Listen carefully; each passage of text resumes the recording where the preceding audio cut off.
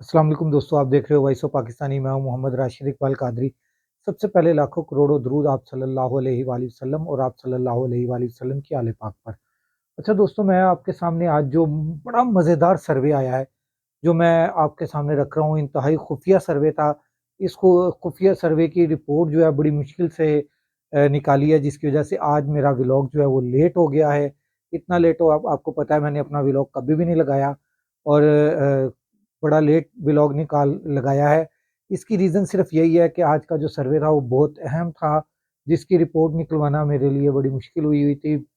और ये survey report जो है, ये आपको मैं बताने जा रहा हूँ कि पाकिस्तान के अंदर, पूरे पाकिस्तान के अंदर आज ये सर्वे हुआ कि पाकिस्तान मुस्लिम लीग नून किस जगह पे खड़ी है, पीपल्स पार्टी किस जगह पे खड़ी है, जेयूआईएफ किस जगह पे खड़ी है, जमाते इस्लामी किस जगह पे खड़ी है और पाकिस्तान तहरीके इंसाफ किस जगह पर खड़ी है। मतलब कि पाकिस्तान तहरीके इंसाफ के आज़ाद उम्मीदवार किस जगह पर खड़े हैं।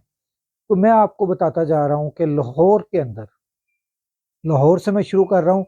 लाहौर के अंदर जो है वो आपको पाकिस्तान तहरीक इंसाफ मेजॉरिटी में आज़ाद उम्मीदवार जीतते हुए नज़र आ रहे हैं।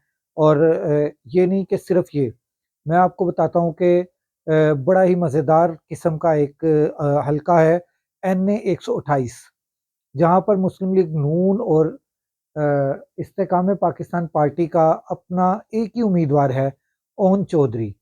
और ओन चौधरी के मुकाबले में पाकिस्तान तहरीक इंसाफ ने सलमान अकरम राजा एडवोकेट जो हैं, बैरिस्टर जो हैं, उनको टिकट दिया हुआ है और वो इस वक्त लीड कर रहे हैं और बहुत ज़बरदस्त किस्म की लीड कर रहे हैं। इतनी लीड पर जा रहे हैं वो कि ओन चौधरी जो हैं उनका जीतना बहुत ही बहुत ही मुश्किल हुआ है। हालांकि दो पार्टियों के इकट्ठे उम्मीदवार हैं, मतलब कि मुस्लिम लीग नून के भी और आईपीपी के भी वो उम्मीदवार हैं, मगर वो जीतते हुए नजर नहीं आ रहे।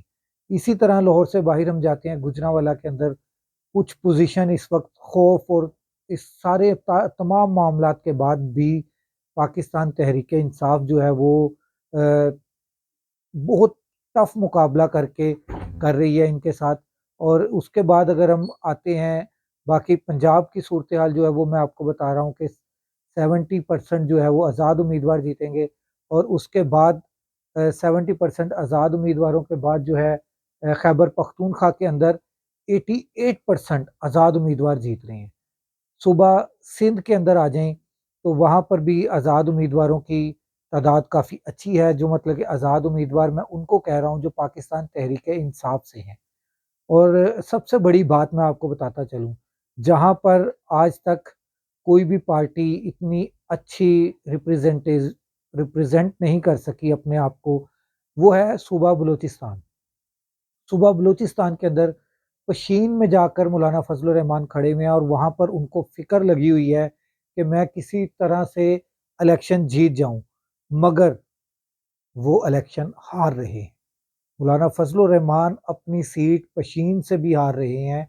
हालाँकि उनके मुकाबले में महमूद खान अचकज़ई की जो पार्टी है, उन्होंने अपना उम्मीदवार बिठा दिया है, मगर विथड्रॉ कर दिया है, मगर फिर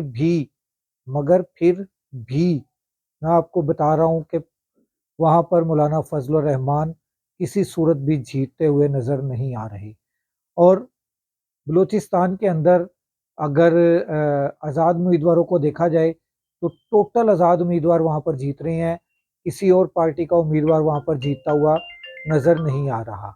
ये बड़े ही आपको मैंने अहम सर्वे रिपोर्ट दी है और ये सर्वे रिपोर्ट वो है जो किसी न्यूज़ चैनल ने नहीं की, किसी पार्टी ने नहीं की। ये बड़ी अहम और खुफिया किस्म की सर्वे रिपोर्ट है जो मैं आपके साथ मैंने शेयर की है। ये समझ लें कि आप ये समझें कि ये खुफिया रिपोर्ट जो है, ये खुफिया लोगों ने की है। ये सर्वे जो है वो खुफिया लोगों का सर्वे है, जो मैंने आपके साथ आज शेयर किया है। अगले व्लॉग तक मोहम्मद राशिद इकबाल कादरी को इजाज़त दीजिए। अल्लाह हाफ़िज़।